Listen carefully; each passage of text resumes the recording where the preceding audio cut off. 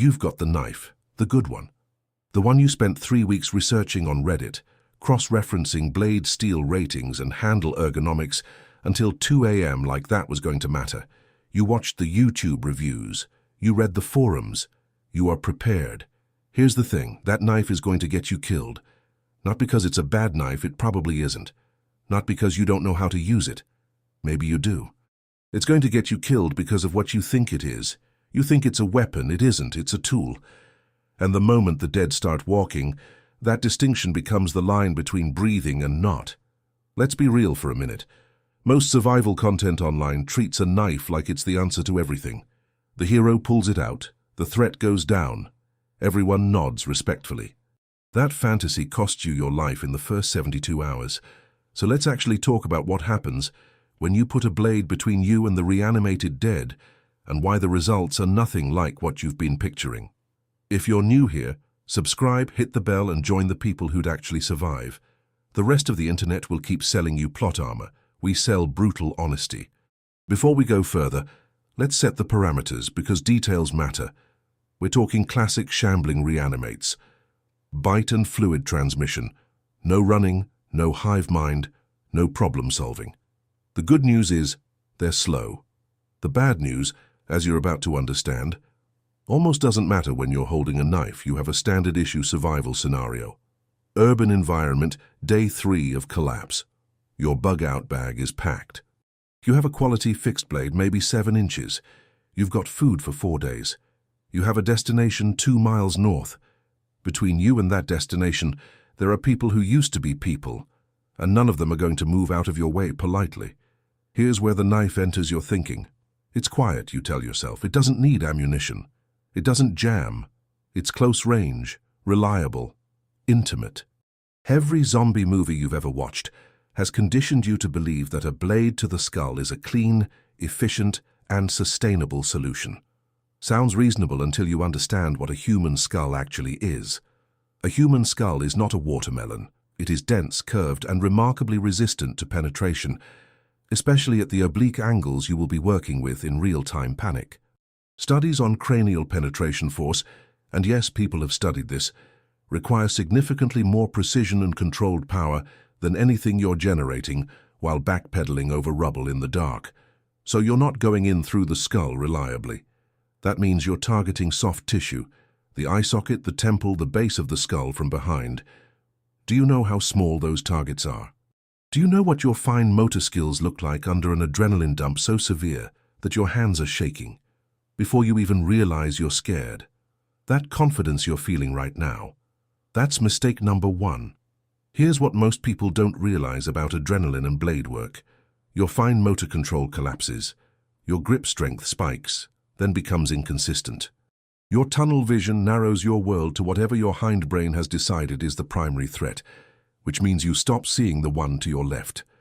Knife fighting, even against a slow, uncoordinated target, requires precision you do not have at peak biological panic. That's problem 1. Problem 2 is reach, and it's the one that actually kills you fastest. Your knife has a 7-inch blade. A standing adult has roughly an arm span of 60 to 72 inches. The math on that is embarrassingly bad in your favor. To plant a blade somewhere that matters, you have to be inside their reach.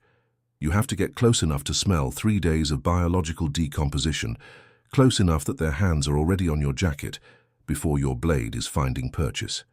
And here's where the cascade begins. You engage one. You close the distance because you have to.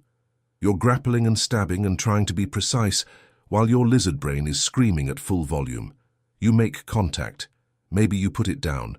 Maybe you don't, because the angle was wrong or the blade deflected off bone. Either way, the noise you just made, the struggle, the impact, the involuntary sound you make when another human being gets that close to your face, that noise travels. A drop's a struggle sound. The ones half a block away hear it. They orient. Someone instinctively backs into a trash can. The clatter is 10 times louder than the original sound. Now you have movement from 2 directions, and your options just compressed from several to maybe 1. This is how knife confidence kills you, not in the fight. In the math of what that fight costs you before the next one starts. Let's talk about the second mistake, the one that follows naturally from the first. You take a contact injury, not a bite, maybe, a scratch, a fingernail drag across your forearm while you're trying to disengage, or something worse, you slip. Your blade hand hits pavement, or the creature grabs your wrist at the wrong moment and you put the blade somewhere you didn't intend. Knife work in panicked close quarters means a non-trivial chance of self-injury, and even a minor hand wound degrades your grip, your carry capacity, your ability to climb, open containers, and perform every other task that keeps you breathing. You are not Jason Bourne. You are a person. Injuries compound in a world with no urgent care. Here's the third mistake, and this one is almost poetic in how wrong it is. You're carrying the knife visibly, feeling ready, feeling armed. That feeling is doing something dangerous to your decision-making. You're scanning for threats you can engage instead of threats you should avoid. A visible blade makes you a fighter when you need to be a ghost. The correct play almost every single time is to not be there. Knife confidence makes you stop thinking about avoidance because you've already mentally committed to the confrontation. That's the psychology behind the wrong instinct, and it's built right into the object itself. So what does work? Here's the thing, and you are going to hate how boring this answer is. Reach. You need reach. Not a machete you saw in a movie, not a katana you think you can learn to swing effectively. Practical, extendable, maintainable reach. A good hiking pole extended to full length gives you the ability to redirect and stagger without closing the fatal gap. A fire department Halligan bar weighs about 8 pounds, but gives you a pry tool, a window breacher, a door opener, and a reach weapon that can stagger a target without requiring precision penetration of anything. A sturdy walking stick or broom handle is not glamorous. It will not look good in the comments, but it keeps the problem at arm's length, literally, while you do the one thing a knife cannot do for you: create space. Space is survival. Space is options. Space is seconds, and seconds are everything. The fix is boring, methodical, and effective. Your knife stays on your belt. You don't lose it. It cuts rope, opens packaging, processes food, splits kindling, performs field medical tasks. And yes, it's there if something gets through your other layers. But it is your last resort, not your first response. The moment you think of your blade as your primary defense, you've already made the mistake that everything else in the scenario is going to punish you for. Let's talk honest survival math, because this is where the whole picture becomes clear. In an urban environment with moderate undead density, a solo survivor relying on blade engagement as a primary tactic has a projected engagement rate that compounds against them within days. Every fight is an injury lottery. Every injury reduces capability. Reduced capability means slower movement, worse decisions, and narrowing options. Within a week of knife-first tactics, the statistical picture is not good. Let's call your tactical knife setup in this scenario a 4 out of 10 for initial survival. Short term, you might make it. You're armed, you're alert, you've got food. But long-term survival in a city where your primary response to contact is a blade, that's a 2 out of 10. You're burning adrenaline, risking infection, making noise, and closing distance on things designed by biology to keep fighting past the threshold that would drop anything living. Long-term survival in this scenario requires the discipline to feel unarmed and still choose avoidance over engagement every single time. That's harder than anything else this scenario demands. The practical summary is simple.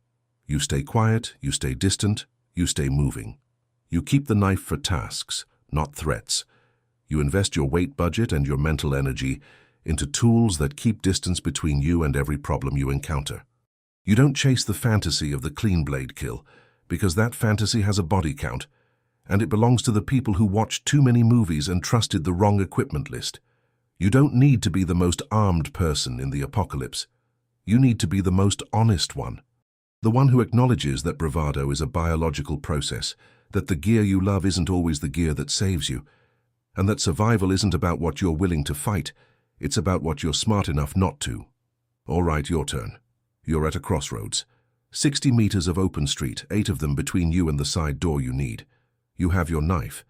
You have a length of metal conduit pipe you found 20 minutes ago. Do you leave the pipe? It's heavy, it's awkward, it changes your silhouette, and trust the blade. Or do you strap the conduit and accept the weight for the reach it gives you? More importantly, be honest. Before you saw this video, which one were you picking? Drop your answer in the comments. Tell me your current knife and tell me whether you're reconsidering how you're thinking about it. This is where the smart people debate the real choices, not the movie choices. If this changed how you're loading your bag, subscribe and hit the bell. Apocalypse Intel is the one channel that will tell you the truth about your gear before the gear tells you itself the hard way.